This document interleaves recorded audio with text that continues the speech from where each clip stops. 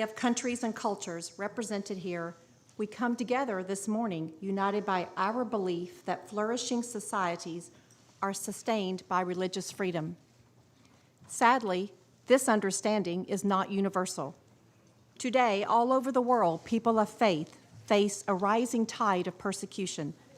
In just the past years, we have witnessed horrific acts of violence committed against worshipers in mosques, churches, and synagogues. We have watched the arbitrary detention and the mistreatment of religious minorities in countries around the globe. And we have felt the chill of a world that seems increasingly disinterested in defending the rights of all people to exercise of sincerely held religious beliefs. As leaders, a time such as this calls us to demonstrate our commitment to religious liberty, not only in word, but also in deed. Which is why I am so extraordinarily pleased and honored that we are joined here today by President Donald Trump and Vice President Mike Pence. Under the leadership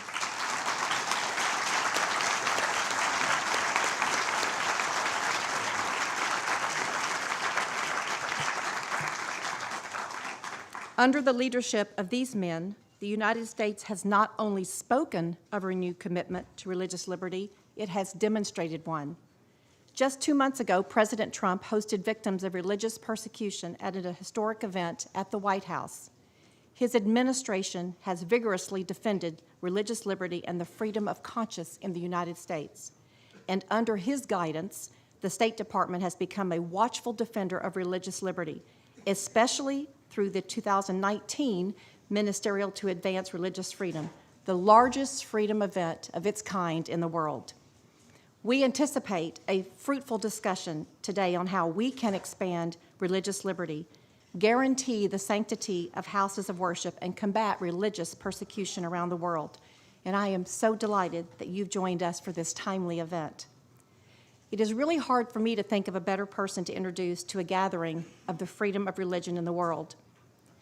He knows what religion is, what support it can give to the individual and to whole societies. He's an unpretentious man who not only believes in the power of religion, he lives his religion with respect and even piety. He respects the faith of others.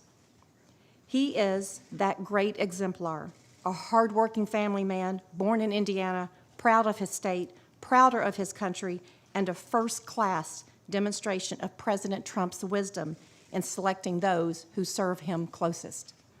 It is my pleasure to introduce you to the Vice President, my friend, Mike Pence.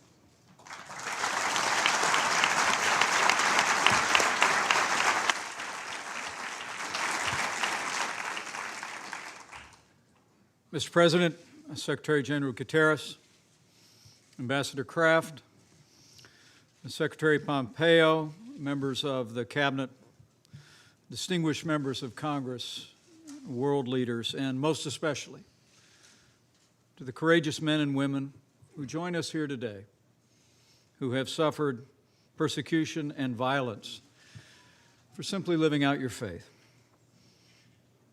whether that be Christianity, Judaism, Buddhism, and Islam. It is my great honor to be here today with the President of the United States to reaffirm America's commitment to what the people of our nation have always believed, that every person is endowed by our Creator with certain inalienable rights. That Americans have always believed our first freedom is the freedom of religion. Today, President Donald Trump becomes the first American president to convene a meeting here at the United Nations on religious freedom, and it is my great honor to introduce him.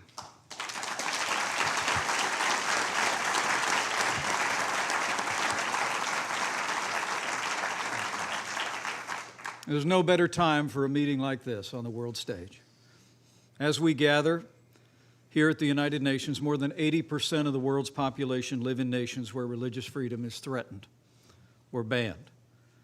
The regime in Iran brutally persecutes Christians, Sunnis, Baha'i, and Jews. In Iraq, Iran-backed militias terrorize Christians and Yazidis who were nearly wiped out by ISIS' recent campaign of genocide. The Communist Party in China has arrested Christian pastors, banned the sale of Bibles, demolished churches, and imprisoned more than 1 million Uyghurs in the Muslim population. In our hemisphere, the regime of Daniel Ortega is virtually waging war on the Catholic Church. In Nicaragua and in Venezuela, the dictator Nicolas Maduro uses anti-hate laws to prosecute clergy, even as his media cronies spread anti-Semitism by trivializing the Holocaust. Communities of faith across the wider world have also faced unspeakable acts of violence in places of worship, shocking the conscience of the world. In October, 11 Jews were murdered in the Tree of Life Synagogue massacre in Pittsburgh, Pennsylvania. In March, a gunman killed 51 Muslims at prayer in 2 mosques in Christchurch, New Zealand. And just a month later, suicide bombers murdered more than 300 Christians during Easter services at 3 Christian churches in Sri Lanka. These attacks strike at the heart of everything free peoples hold sacred. And the threats of religious freedom and the attacks on people of faith underscore why President Trump has taken such decisive action since the very first days of our administration to build and promote our nation's proud tradition of advancing religious freedom, and that continues today. At the President's direction, the United States created the Genocide Recovery and Persecution Response Program, and we've provided more than $370 million to aid ethnic minorities and faith communities persecuted by ISIS in Iraq and throughout the region.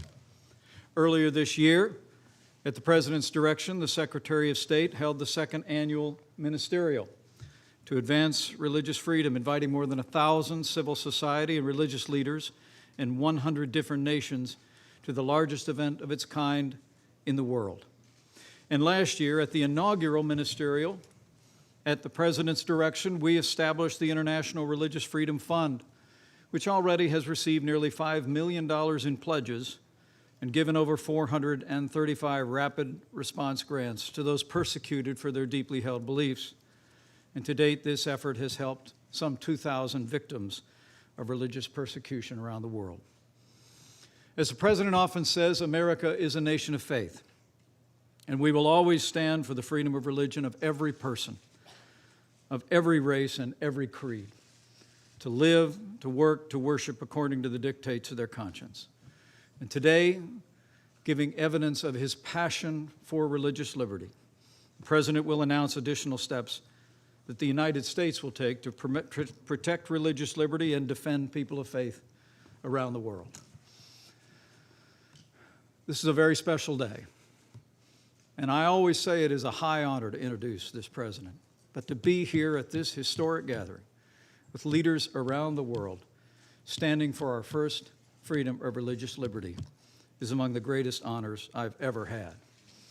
And so let me say, it is my high honor and distinct privilege to introduce to you a tireless champion of the freedom of religion and people of every faith in America and around the world, the 45th President of the United States of America, President Donald Trump. Thank you, Mike.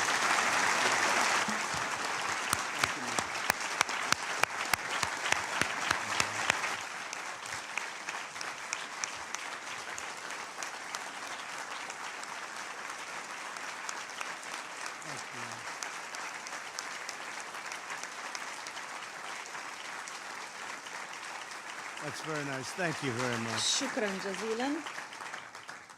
That's very nice. And I want شكرا to هذا thank جميل. أود أن Mike أشكر أيضا today. مايك It's a اليوم. true honor هو شرف to be the first president حقيقي of the لي United بأن States أكون to أول host رئيس a meeting at للولايات the United المتحدة Nations on يستضيف religious اجتماعا freedom. في الأمم المتحدة. And an honor it is. It's long overdue. And I was shocked when I was given that statistic that I would be the first. That's very sad in many ways. And it's great to be with you. I want to thank Vice President Pence for the outstanding job he's doing. He's been a fantastic and valuable representative of our country.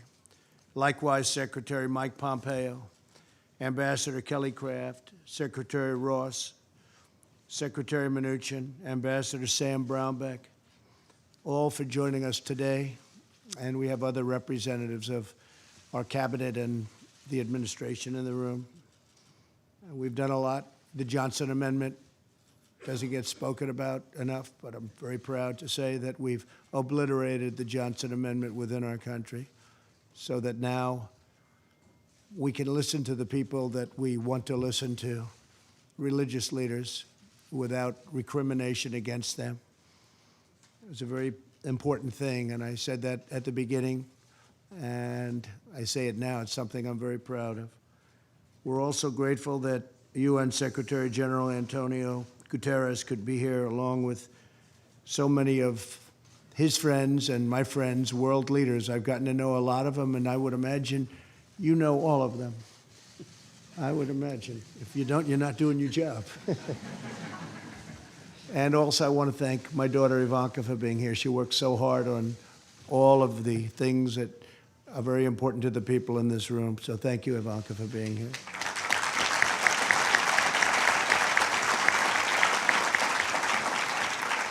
The United States is founded on the principle that our rights do not come from government, they come from God.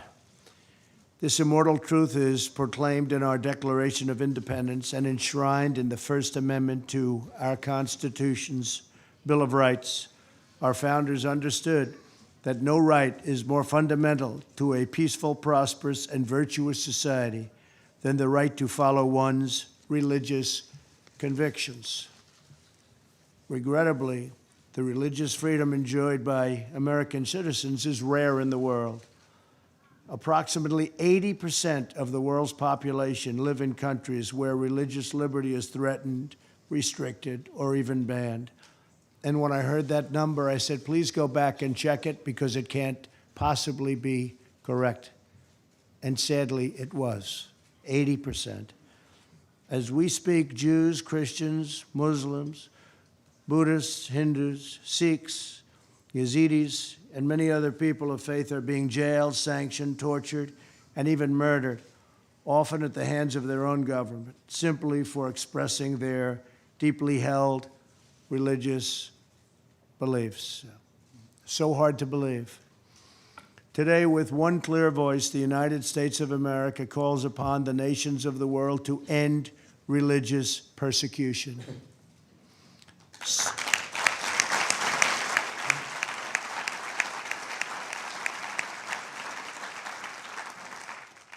To stop the crimes against people of faith, release prisoners of conscience, repeal laws restricting freedom of religion and belief, protect the vulnerable, the defenseless, and the oppressed.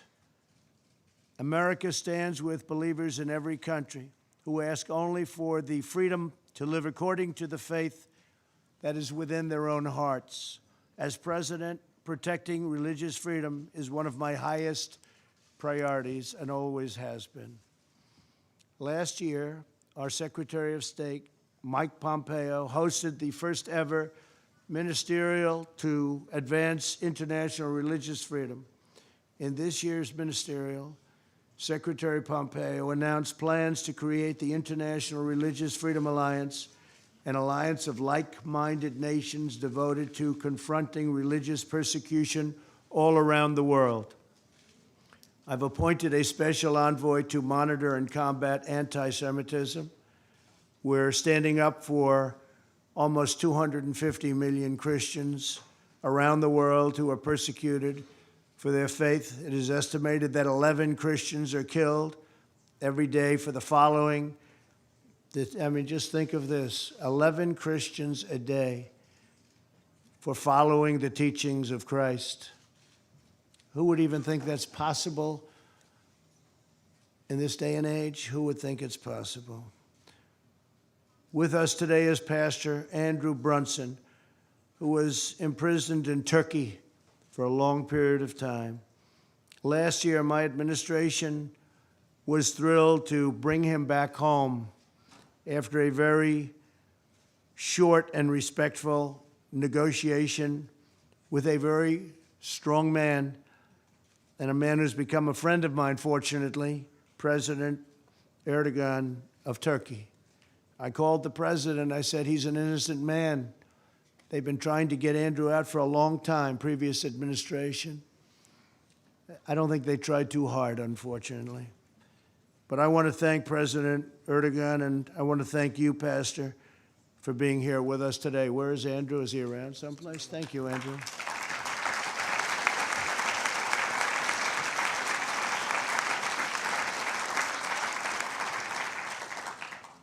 We did a good job with that negotiation, Andrew. You got back. Wasn't easy, it wasn't pretty, but you got back, and we're proud of you. You have a great family. And the love, when Andrew came back, the love from so many people, it was actually, I hadn't seen anything quite like it. So congratulations, and I understand you're doing fantastic work with your family. Thank you very much. Thank you, Andrew.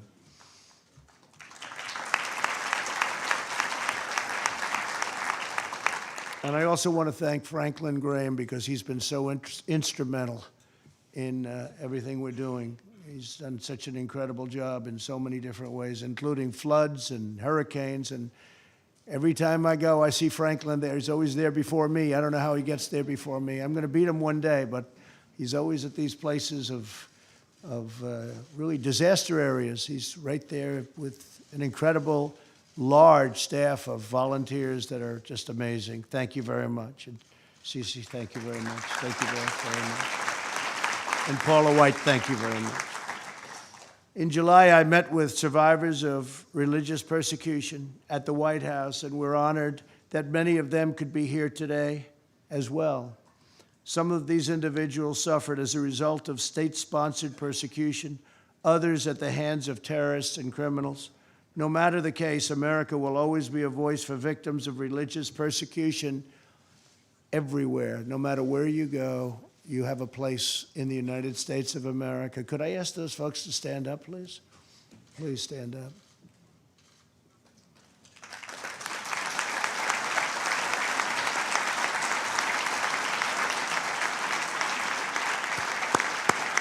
Thank you.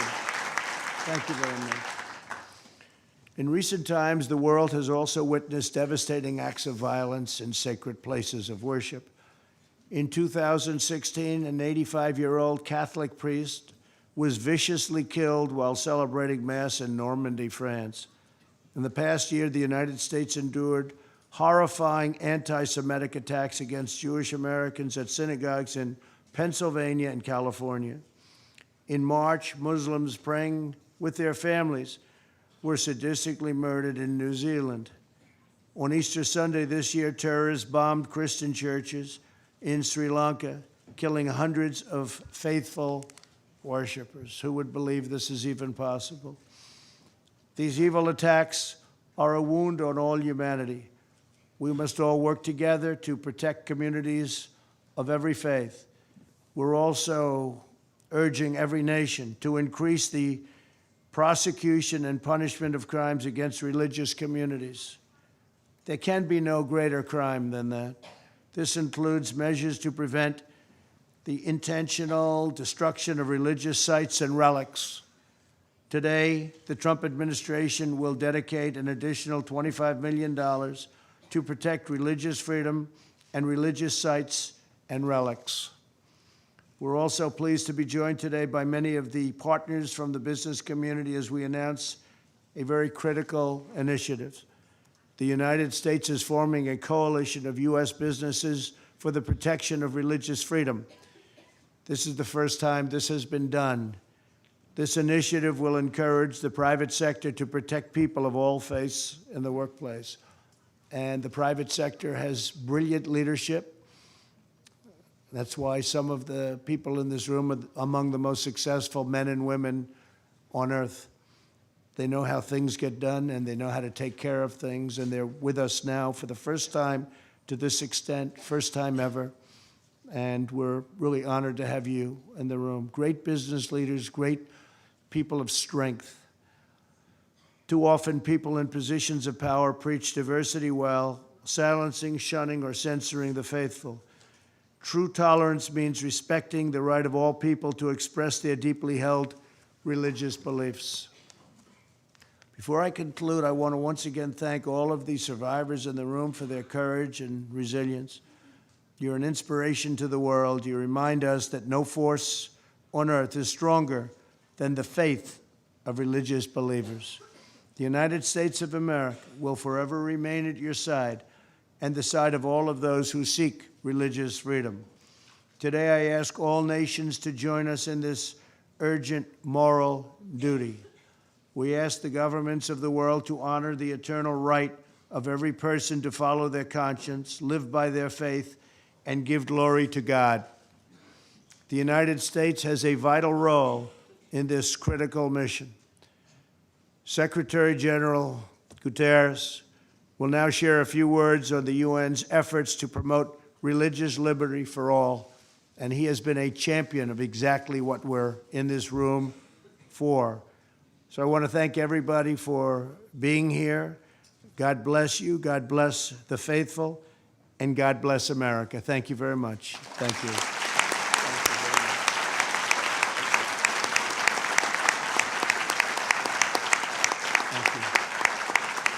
Thank you very much. Mr. President, welcome to the United Nations. It's wonderful to see you back with us. And I also welcome the distinguished members of your administration. Excellencies, dear friends, I want to begin by saluting you, Mr. President, for putting a focus on religious freedom, a pressing global issue and one that is also very close to my heart. In 2001, under my initiative as Prime Minister of Portugal, my country enshrined religious freedom into the nation's law, with the objective at the time to equalize the benefits that the Catholic Church traditionally had in Portugal and to extend them to all religions in the country.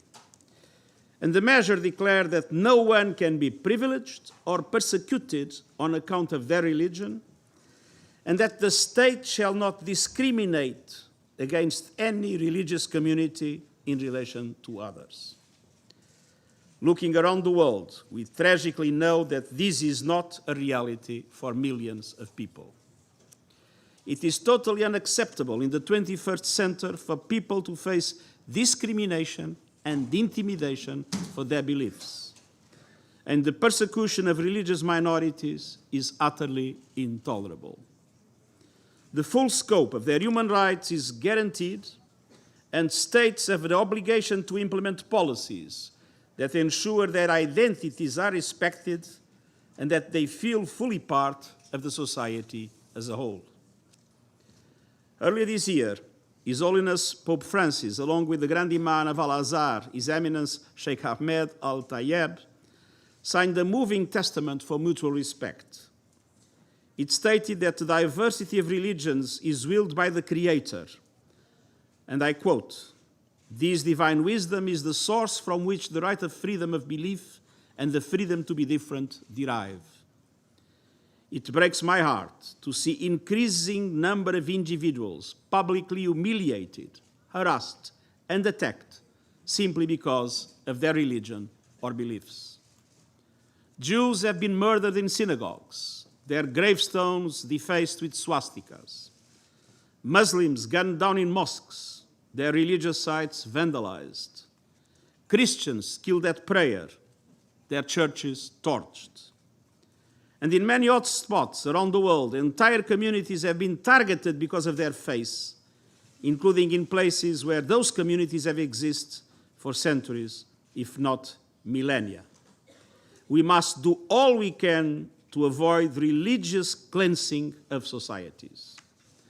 I will always remember when I was High Commissioner for Refugees, and in a discussion about the Chaldean and the Syrian communities of Iraq, Christian communities of Iraq, and my good friend Baram Saleh is there. And there was, of course, an enormous concern with those communities. And I remember once a friend of mine saying, well, you need to resettle all of them to the Western world. And I said, of course, for people in need of protection, resettlement is the measure. But I cannot accept that these communities that have been there for millennia will disappear from their region. And I told my friend, look, when in my country, in Portugal, we were still worshipping trees and rivers. In Iraq and in the Middle East in general, there were Christian communities discussing theology and discussing whether the Holy Ghost was coming from the Father or from the Father of the Son. And so it is clear that these communities, like the Yazidis, like many others, in this region as everywhere in the world, are a deeply rooted part of the society. And it is essential to preserve religious diversity in all parts of the world. We must reject those who falsely and maliciously invoke religion to build misconceptions, to fuel division, to spread fear and hatred. And we must be vigilant about attempts to instrumentalize religion and identity to restrict the full enjoyment of rights by others and to perpetuate or justify inequalities. There is richness and strength in diversity. It's never a threat.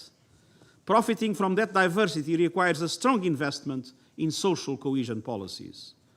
And we have much wisdom to guide us on our way. All major religions espouse mutual respect and peaceful coexistence in a spirit of shared humanity.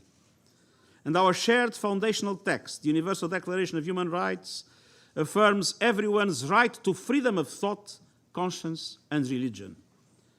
Simply put, the best way to promote international religious freedom is by uniting our voices for good, countering messages of hate with messages of peace, embracing diversity, and protecting human rights everywhere. Mr. President, Excellencies, dear friends, the United Nations is stepping up action through two new initiatives that I have launched in recent weeks. First, through a strategy on hate speech to coordinate efforts across the UN system, addressing the root causes and making our response more effective against hate speech. Second, an action plan for the UN to be fully engaged in efforts to safeguard religious sites and ensure the safety of houses of worship. Holy sites should be places of worship, not places of war. Taken together, these efforts seek to address some of the most pressing challenges facing our world today. We have a collective responsibility to stamp out anti-Semitism, anti-Muslim hatred, the persecution of Christians and other religion groups, and all forms of racism, xenophobia, discrimination, and incitement to violence. Hatred is a threat to everyone, and so this must be a job for everyone. Mr. President, thank you again for your initiative and leadership and for your invitation. And I also want to thank your understanding during this hectic period. I would like to be able to stay for the whole meeting, but it was for me an enormous pleasure to be here with you today and to join my voice to all those that want to make sure that religious freedom prevails in our world everywhere. Thank you very much.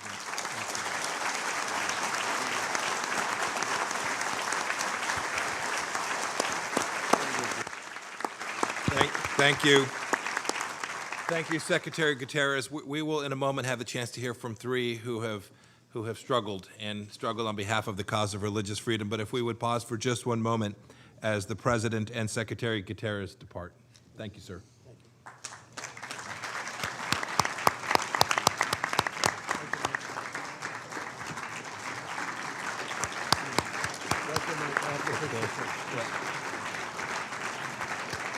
Thank you, Mr. President. Thank you, Mr. President. Very good start.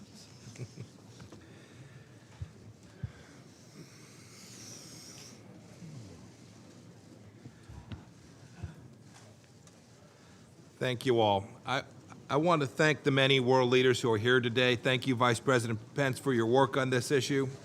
I especially want to thank President Trump for being a champion of people of faith all around the world. The Bible says that whatever is true, whatever is noble, whatever is right, whatever is pure, whatever is lovely, whatever is admirable, if anything is excellent or praiseworthy, think about such things, and that's what we are all doing here today. As you've heard, religious freedom is under threat all around the world. And I now want to invite three individuals to tell us about their struggles on behalf of this first freedom, this important and unalienable right. And so I first want to call on Debrina Tamaz, whose father was imprisoned in Iraq for his faith. Debrina, thank you. Thank you, Secretary Pompeo. I would also like to thank Mr. President for organizing this important event and allowing me the opportunity to share my story. My name is Debrina bint Tamraz. I'm an Assyrian from Iran. My family has been a target of continuous harassment by the Iranian authorities for as long as I can remember. Today, my close relatives and friends are unjustly imprisoned or awaiting trials. On 26th of December 2014, security officers raided my family's home during a Christmas celebration, arresting all attendees.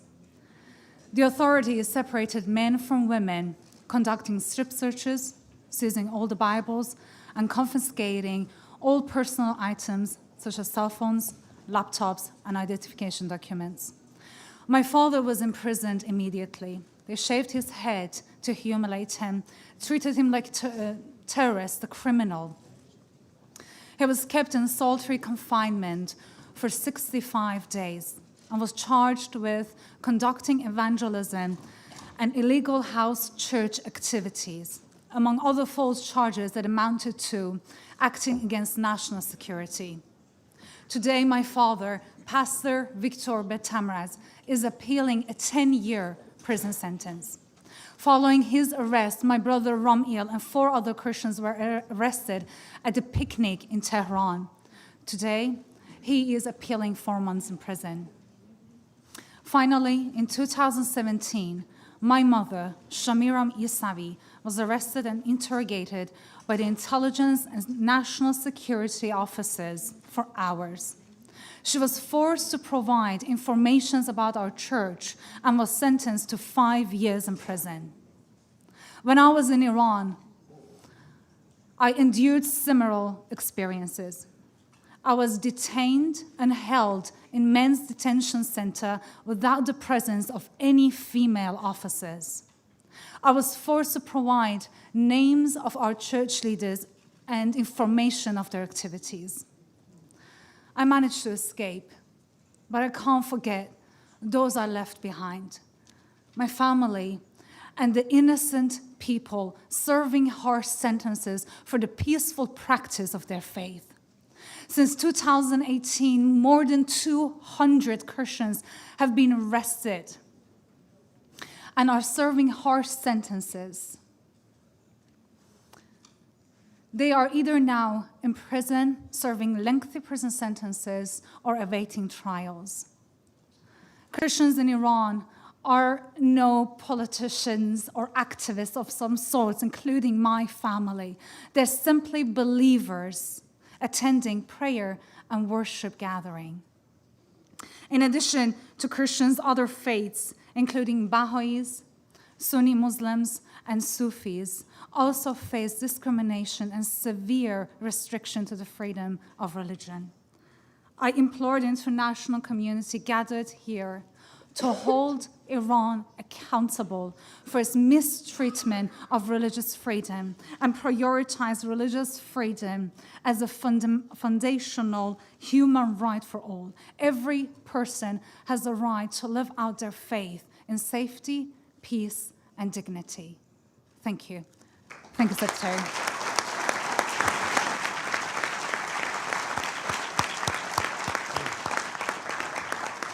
Debrina, thank you. Thank you for that powerful story. Now we'll hear from Rabbi Fayez Al-Gharadi, who fled Yemen because of persecution. Is the mic works? Hi, good afternoon, everyone. Please accept my sincere thanks for giving me this important opportunity to share my story. If we stay silent, our struggles will be lost. My name is Faiz Al-Jaradi, a Yemeni Jewish rabbi, teacher, and a human rights activist. In Yemen, I held rabbinical and government positions and served as the Director of Education and Chief Leader of Yemeni for more than 10 years. Yemeni Jewish culture and history, while once flourishing, is facing extinction. Jewish synagogues, houses, and cemeteries have been destroyed and remains taken away. Jewish arts, architecture, and melodies have been stripped of their Jewish heritage. Torah scrolls and the first handwritten books were stolen and sold around the world. My community also faced severe restrictions, false suspicions, and extreme insecurity. Although the Yemeni officials tried to help us, however, we were blamed for social and economic ills. The Jewish community in Yemen has been systematically driven out by repressive policies and prosecutions. The rise of Houthi rebels also forced most of the Jewish community into exile and involuntary immigration. In 2007, I was forced to flee Yemen because I advocated against discrimination, abuses, and kidnapping of my religious community. In one province, Jews were given three choices: convert to Islam, leave Yemen, or face genocide. I was one of those who decided to leave. My wife, 4 children, and I left Yemen in 2007. In 2009, we were granted an immigration status to live here in the United States, and for this we are eternally grateful. Today, it is my honor to speak to you as a proud citizen of the United States. For those who gathered here today, there are millions of people around the world in need of same help as my community. Please make the world safer for present and future generations to live and flourish. Together, we can shine light in every corner of the world. We must work together to stop discrimination, to stop persecution, and to stop hatred. God bless you, God bless America, and He may bless all nations on earth with peace, health, liberty, and prosperity. Thank you.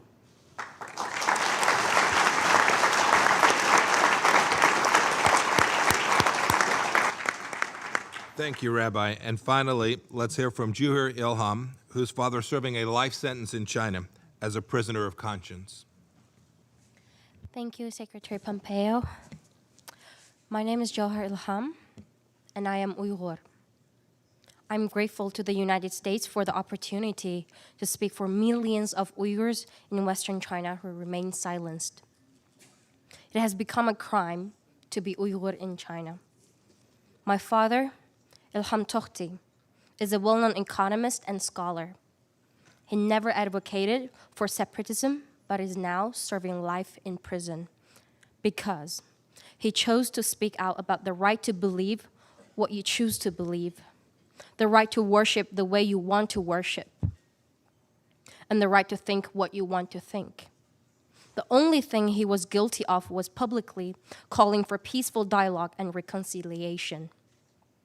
The Chinese government targets religion to ensure that people of faith do not answer to any greater power than the Communist Party. In China, authorities have defaced or demolished churches, temples, and mosques throughout the country. Crosses and minarets have been replaced with hammers and sickles. Spiritual images have been removed in favor of photos of authoritarians.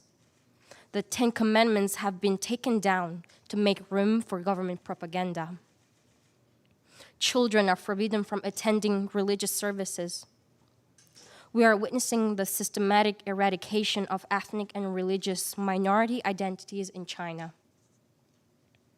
Beijing believes Islam is a sickness to be treated with an iron fist.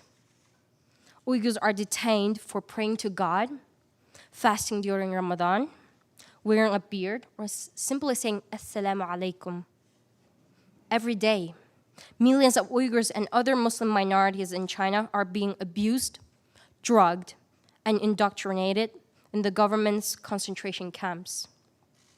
Outside of these camps, they're monitored and tracked using high-tech surveillance.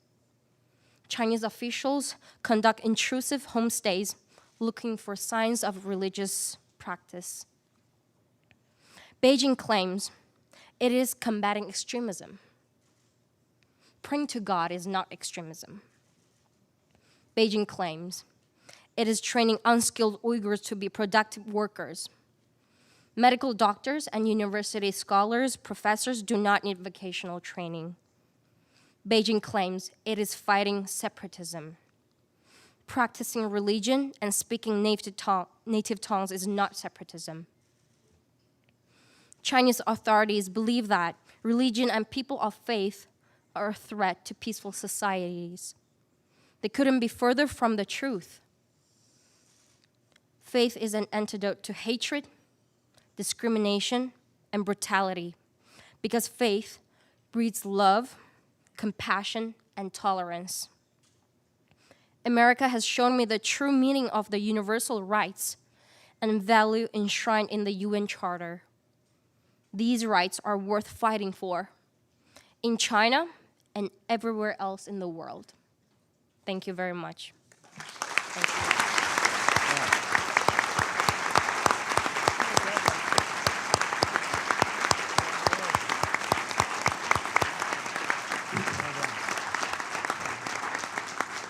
Juher, thank you. Thank you for telling us that powerful story. And to the other survivors persecuted for their beliefs who are in the audience today, we want to recognize your incredible courage as well.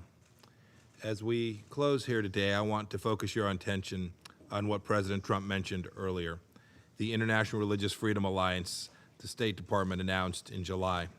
It is the most ambitious human rights project launched in a generation.